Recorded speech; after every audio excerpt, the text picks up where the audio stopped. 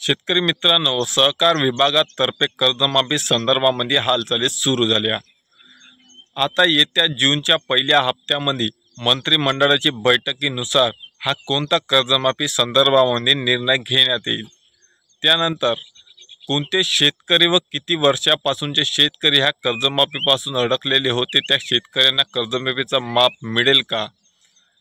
2016 ते 2015 आणि 2019 17 आणि 19 या दरम्यानमध्ये कर्जमाफीचा 2 वेळा जयघोष झाला। त्यामध्ये अनेक शेतकऱ्यांची कर्जमाफी देखील झाली, पण कित्येक शेतकरी कर्जमाफीपासून वंचित देखील राहिले आहे। तर त्या शेतकऱ्यांना कर्जमाफीचा लाभ खरंच येत्या आगामी काळामध्ये मिळणार आहे का? लोकसभेची रेलचेल निवडणुकीचा बिगुल वाजला असून आता निवडणुकीचे वारे हे सुरू झाले। या संदर्भामध्ये शेतकऱ्याचा कर्जमाफीचा प्रश्न हा रखडला जाईल का? सहकार विभागामार्फत पत्र पाठवलेलं होतं मुख्यमंत्री यांच्याकडे। त्या संबंधित कोणते महत्त्वाचे सूचना दिलेल्या होत्या व त्या संबंधित कर्जमाफी संदर्भामध्ये कोणता तपशील डाटा, या संदर्भामध्ये संपूर्ण माहिती आपण या व्हिडिओ मार्फत घेण्याचा प्रयत्न करणार आहोत।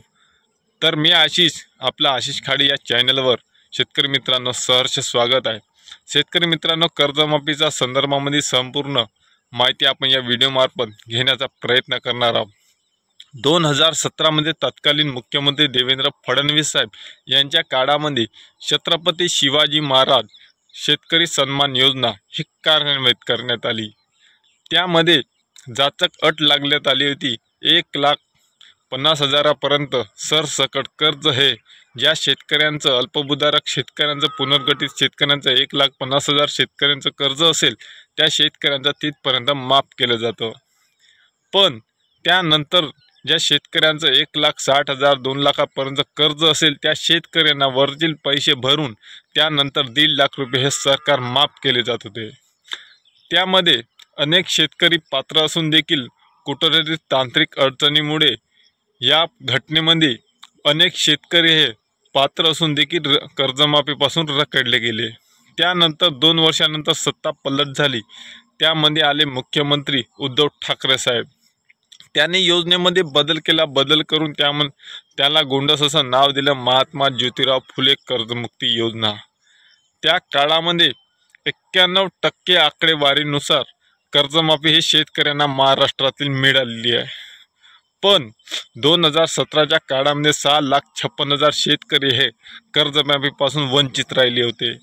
तर त्या शेतकऱ्यांना आता कर्जमाफीचा लाभ कोणत्या माध्यमातून देण्यात येईल, या संदर्भामध्ये मागील हिवाळी अधिवेशनाच्या काळामध्ये आपल्या राज्याचे विद्यमान मुख्यमंत्री यांनी बोलून दाखवले होते, ते विधान केले होते, भाष्य केलं होतं की जे काही उर्वरित शेतकरी वाचलेले शेतकरी आहे, ज्यांना मागील सरकारने कर्जमाफीचा लाभ हा दिलेला नाही आहे, त्या शेतकऱ्यांना आम्ही पैशाची पूर्तता करू व त्यांना कर्जमाफीचा लाभ देण्यासाठी आमचं सरकार हे कटिबद्ध आहे, अशी देखील घोषणा केली होती। आता त्या घोषणेला पूर्णत्वास करण्यासाठी मुख्यमंत्री यांनी पावले उचलले। त्यांनी सूचना केल्या सहकार विभागांना। पण विषय असा झाला की जो पोर्टलवर डाटा उपलब्ध होता, महाआयटीकडे पोर्टलवर डाटा जो उपलब्ध होता शेतकऱ्यांचा, तो तपशीलच डिलीट झाला किंवा तो मिळत नाही, या संदर्भातल्या बातम्या प्रकाशित झाल्या। त्यानंतर सहकार विभागाने तसंच मुख्यमंत्र्यांना पत्र दिलं मागील काळामध्ये की आमच्याकडे शेतकऱ्यांना कर्जमाफी देण्यासाठी किंवा ते आकडेवारी कोणत्या शेतकऱ्यांना कर्जमाफी मिळेल व कोणत्या शेतकऱ्यांना, जे शेतकरी वंचित राहिले त्या संबंधित आकडेवारी आपल्याकडे नाही आहे, या संबंधित पत्र देखील मुख्यमंत्र्यांना दिले होते।